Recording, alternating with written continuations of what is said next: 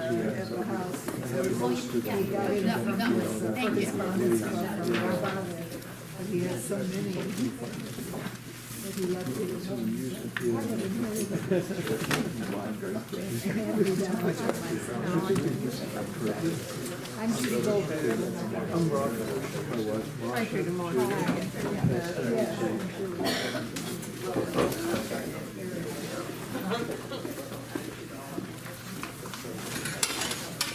Well, you get to do the chairs too. You still want They're putting a thing in your seat. Those are the mic. Oh, they're putting you on. Start with that. There's an empty seat. The instructions were to stick with the I get more than one. Okay, I'll give it to the check right. Right? Oh, is this another one? Yeah, you could get another one. You gave me one? Next year's course.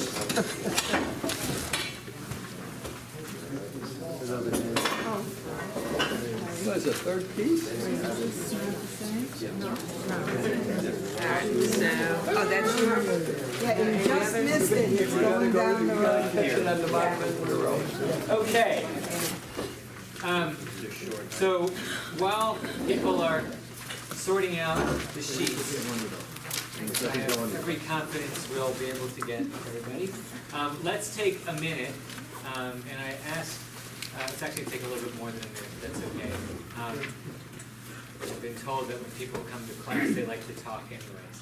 We're going to limit it to like a sentence or so. But I really would like to take a moment for everybody to introduce yourselves. And I do want to ask because, both because I want to know and because, you know, we've been teaching a lot of classes for a long time, and the enrollment for this class quickly clearly struck a nerve. As to what it is, either your experience with Ecclesiastes or what it is you might be looking for out of this class or why you just chose it. And so I will say I'm Mickey Safra. When I was in 9th grade, we had to study Kohelet. That was the first time I did. I hadn't heard of the book before. And somebody here has the art scroll Kohelet? Yeah, that's the one we used. And it has some really interesting interpretations. You know, there's some weird things that Kohelet says. And, you know, the good thing about medieval rabbis is if he says something you don't agree with, there's always a way to say, well, if you observe mitzvah, it doesn't really mean that. Just study Torah. That was the bottom line. I think there's a little bit more in it. Anyway, Ted, introduce yourself. I'm Ted Fredman, and the part of Ecclesiastes that always appealed to me was the very end, where it really describes what it's like to be old. And as I get older each year, I get closer and closer to where the scripture is.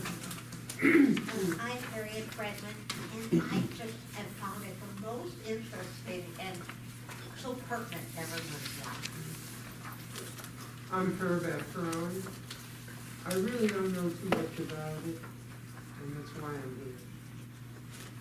Lorraine Abramowitz, and general interest in learning more about Kohelet. Steve Abramowitz, last time it was taught in New York, I couldn't attend the class. Joel Shankman, I just hadn't been to any of the classes and I wanted to start learning about everything. Ecclesiastes is a good place to start. I'm Sherry Kelsey, and I don't know much about it, so I'm going to learn. Lewis Gertz, I enjoy taking rabbis' classes, and this is something I know nothing about, so I hope to learn. Good evening, Frank Bernay. I've never read Ecclesiastes, and this is the course that's being offered this month, so here I am. Hi, Ruth Renee. I'm here because Frank registered. Way to go, Frank. I'm Jeff Redman. I like text study. Michael Hurwitz and I took the course because it was one of the rabbi course for this fall, and I've enjoyed attending ones in the past. Diane Bohr. If I took an Ecclesiastes course before, it was so long ago I don't remember, and I like to learn about the books of the Bible. I'm Ron Levine. I'm taking this class because somebody recommended that I read Ecclesiastes. As for the past several years, I guess, I've been dealing with a personal crisis of perspective. That's where I like to put it. And again, this was recommended a couple months ago, and there it was in the October bulletin. I said, okay, it's my time. Pete Scherer, good topic for teacher, but what's the use? It's all futile, so I'm not gonna learn anything here. That should be the introduction. It's gonna be a waste of your time anyway. Marcia Kirshner, here to learn. I'm Rob Kirshner, and I don't know too much about Ecclesiastes. I'm Judy Goldberg, and I have never studied Ecclesiastes, and I'm ready to start. I'm Joel Goldberg, and Judy signed me up. Check that, Marty signed me up. I'm Marty Knapp, and I don't know anything about Kohelet, and so I'm here to learn about it. I'm Eric Luftman, and I'm a child of the '60s, so for everything there's a season. Yeah. Season to take this class. And I enjoy text sources that you offer people. Michael Mandel, and I'm here to learn Ecclesiastes. I'm Harriet Stein, and I'm just here to learn. Phil Lieberman, and I think we probably studied Kohelet too many times because of the way this but we're trying again. Marcia Levine, and I'm here to learn, especially with Robert. I'm Jules Levine. I read Ecclesiastes cursorily. I noticed there's a parallel between Carmina Burana and Ecclesiastes, so I'd like to follow up on that. You're going to have to enlighten me on that. You'll have to enlighten Archivist, I've never formally studied Ecclesiastes. Sharon Hughes. I read the Torah portion every week, but it's nice to learn a portion from the prophets and writings.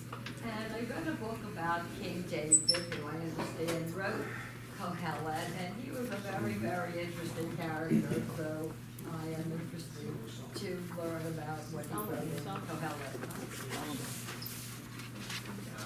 All right. I'm Ted Myers from the political climate. We really got to be able to find some way to say it doesn't matter. All right, so we're gonna have to do a little bit of. Phil, sorry. Thank you. Aren't you used to that? Don't we do Yes. this to you every time? I'm Phyllis Myers. When I was in the 7th grade, this was a time when you got up at the beginning of the class, and you had to read something out of the Bible. You had to read some psalm or something, and I loved this one about the time for this, the time for that. I thought it was beautiful philosophy. That's seen through the eyes of a 14-year-old. So I thought I'd come tonight and see what else there is in there. Before Larry and Wayne introduce themselves, so the good news is we have a nice group here. I'm counting 4 people on the list who aren't even here. So we have to work on a little more space. Got 7 who weren't on my list, so let's go. And I passed around the sheets and didn't have a copy for myself. So one of you people who already brought a book and is also holding a copy, thank you. All right. It means you didn't bring a book. I have one downstairs. I'm going to bring one next week. I'll tell you that. Larry, introduce yourself and any experience you have with Kohelet. I'm Larry Kravitz. I had no experience with Kohelet except for hearing the quotations all the time, wondering where they come from. I'm Wayne Berman. I'm on the Adult Education Committee and kind of help think about this thing and volunteer to chair it. So it's great to see everybody here. And I don't know anything about it. Okay, well that's good. So I can tell you I was very excited to do this class. It's a nice text, and at the same time a little bit nervous because Kohelet is not like, say, teaching Exodus, where there's a beginning, a middle, and an end, and you know what's going to happen, and there's one theme. We're kind of all over there, and so deciding exactly how we're going to take 12 chapters of a book put them into 4 weeks and not just sit and read it to each other, which that you can do on your own, is a little bit challenging. But I'm counting on you to follow my lead. We'll read and then to ask questions and to reflect on it. I think a lot of what we really need to do is to reflect on the book. So I want to spend a little bit of time tonight first, before we start reading, just kind of giving a little bit of background. So first of all, the name Ecclesiastes and the name Kohelet is the same thing. I think I described this a little bit on the little syllabus, which doesn't tell you that much. But in any case, the word Kohelet, what word do we see in Kohelet? Syllabus got stuck. Syllabus got stuck someplace. Did it get stuck, or did it, some people, did we run out? You know what, it doesn't tell you that much, all you do. I got it with the classes. That's really does my copy. Oh, it's, okay. The word Kohelet. Does anybody see a Hebrew word in Kohelet that you recognize? Kahal, right? And I don't know Greek, but I know that word. Ecclesiastes, right? Isn't an ecclesia a kahal, a congregation? The word Kohelet means convener or preacher, public preacher. He is called in the first verse of the book, he's called Kohelet ben David, Kohelet the son of David, which is part of the source for the idea that King Solomon wrote the book. Besides the fact that, it just would befuddle the imagination to think that, King Solomon was sitting there with a pen and writing the book exactly like that. We're pretty sure that the book is not from King Solomon. It has ideas that Solomon doesn't seem to share, and in addition, it has a lot of Aramaisms. It shares a lot of philosophy that might place it more of a Greek period. It is probably written in the 3rd or 2nd century of the Common Era. We know that it can't be later than that because texts from the 1st century BC in the Dead Sea Scrolls are already quoting, already have Kohelet on them, and also the Book of Ben Sira, which we know was written around 160 BCE, is quoting Kohelet quite liberally. So it's definitely it's a late book, but that's where it is. So in terms of Tanakh, where does Kohelet fit? So I think we know that the Tanakh, the Hebrew Bible, is divided into 3 sections. Torah, Nevi'im, and Ketuvim. Torah, prophets, and writings. The assignment to one of the 3 sections basically goes to how old the book is, right? So the Torah is the oldest. The prophets, which runs Joshua, Judges, Samuel, Kings, Isaiah, Jeremiah, Ezekiel, and then the 12 minor prophets. Minor meaning their scrolls are shorter, so they all go into one book. Is the prophets, and then the writings, which includes Psalms, Proverbs, Job. Those are what are called the Sifrei Emet, the wisdom literature, language, books of truth. And fitting into the Ketuvim section of the Bible is a group of 5 texts that are called the 5 Megillot. Okay, the word Megillah just means scroll, and so those 5 scrolls are the 5 books that are used liturgically. Each is assigned to a holiday, right? So I'll do them in order of the year, which is the order that they're in the book. Song of Songs, right? Shir HaShirim, also assigned to Solomon, is attached to which holiday? Passover, right? So it talks about springtime and love and rebirth and those kinds of things. Ruth, Shavuot, the harvest festival, also Ruth connected to Torah, converted, etc. Lamentations, Echa, Tisha B'Av, and then we have Kohelet, Ecclesiastes, which is connected to Sukkot, and then we have Esther, connected to Purim. So 4 of those 5 it's quite obvious, the connections of why they were chosen for that particular holiday are fairly obvious. The exception is Kohelet.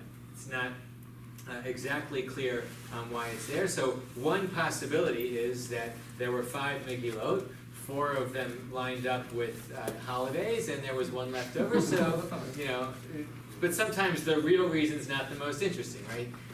There are all kinds of ideas that people have suggested as to make a link between Sukkot and Kohelet. You can Google if you want to have like 12 answers. By the way, there's a Talmudic principle. If you have 12 answers to a question, that means you don't know the answer, right? So that's fine, but it's still fun to have them. So just 2 possibilities. One is a link with Solomon, right? So the idea is there is a law in the Torah that every 7 years you're supposed to gather and read the entire Torah from start to finish. The mitzvah called Hakel, and that's supposed to take place on Sukkot. The word Hakel, which just means gathering, you can see you got the same letters as Kohelet, and so there's a tradition that King Solomon read it, or maybe even wrote it, during one of the Hakel gatherings of the people during his reign. Okay, maybe. Another possibility is that Sukkot is labeled as Zman Simchatenu, right? The holiday or the season of our joy. Now, the comments that went around the room think of Kohelet as being pretty much of a downer of a book, but he does sort of dabble in what joy means and how to experience the world with joy.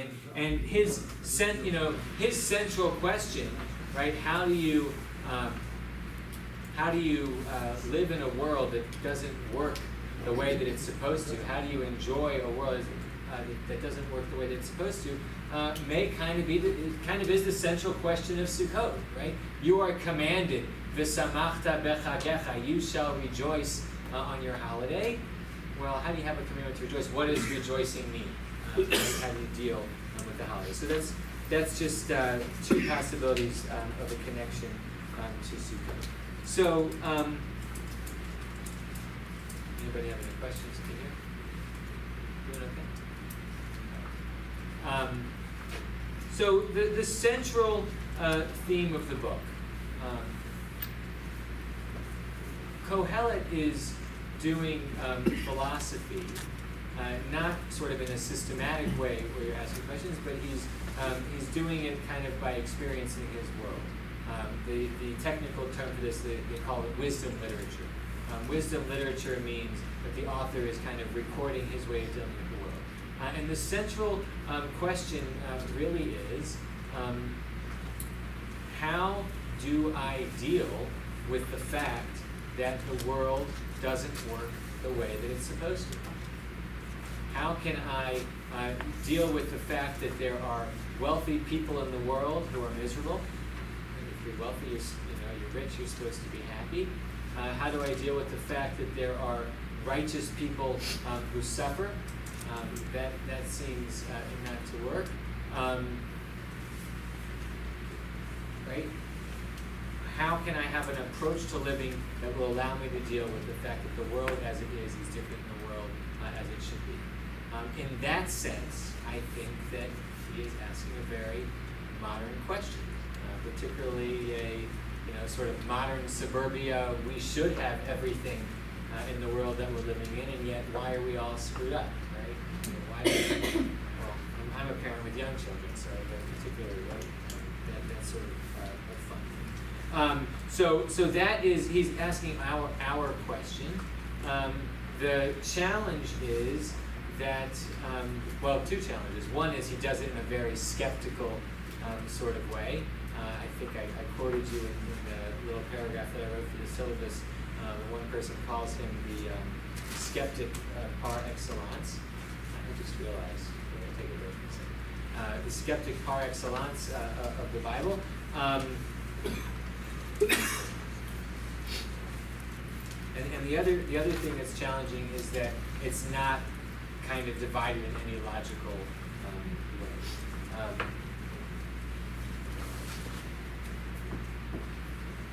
There's a book, 3 books downstairs that I meant to bring out to you. Get them in a couple of minutes. But I divided, in terms of what we're going to do, into 4 sessions. Today we're going to sort of try to get to the introduction to the theme of the book, Successes and All It's Cracked Up to Be. And then you can see our if you don't have it, you're going to get it, but yeah, somehow. It's just. Either some people took like 4 of them, or I was grossly underfunded. But anyway, you can see I said we're going to do something between chapters 2 and 4 next week, and between 5 and 10 the following week, because Michael Fox in his commentary called 2 of the chapters, or 3 of the chapters, Reflections and Meditations, and the other one, Counsels and Teachings. I'm not really sure what the difference is between a reflection and a meditation and a counsel and teaching. Maybe I'll figure that out by next week. But anyway, we're going to spend 1 week outlining the problem, 1 week dealing with his sort of conclusion, how to deal with it, the piece that Ted was talking about, and 2 weeks picking a bunch of his sayings and seeing how well we can do it. All right, before we actually go and get the book, I want to look at this sheet that I passed out, the rabbi's attitudes towards Ecclesiastes. Because it's actually an interesting question.